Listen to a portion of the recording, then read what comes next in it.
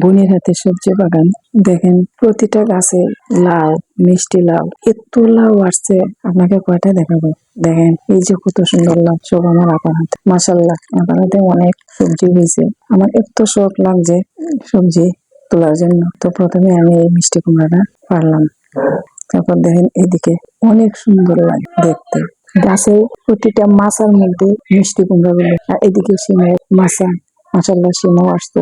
খুব সুন্দর লাগে দেখতে মিষ্টি কুমড়া গুলো। নিজের হাতে সবজি করা কত আনন্দ, কত ফ্রেশ, খাওয়ার মধ্যে অন্যরকম স্বাদ। আর এদিক দিয়ে সবজি বাগানে এই যে এখানে মূলা, আলু, পেঁয়াজ, সরিষা, বেগুন সবকিছু আছে।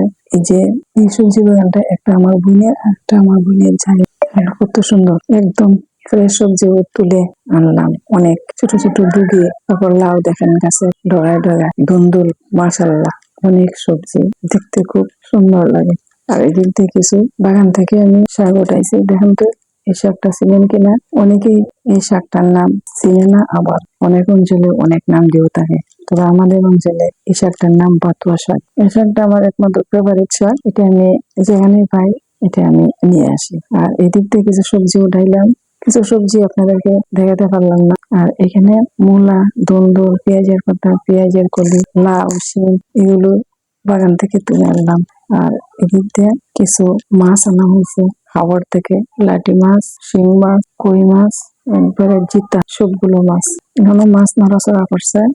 আর এইসব মাছ এখন রান্না করা হবে। তো আপনাকে বললাম মাংস বড় মাছ সবসময় হয়, তো এবার সব ছোট মাছ দিয়ে রান্না করবা। তো এখানে আছে চিংড়ি মাছ আর কিছু চিংড়ি, বাইম, এই ধরনের ছোট মাছ আছে। তারপরে আপা রান্না করলে, রান্না আমি এই ভিডিওতে দেখাতে পারলাম না। তো এখানে শাক, চিংড়ি দিয়ে মাছের ভর্তা, শুটকি, লাবড়া, শিম ছোট মাছ দিয়ে, তারপরে ধুন্দুল ভাজি।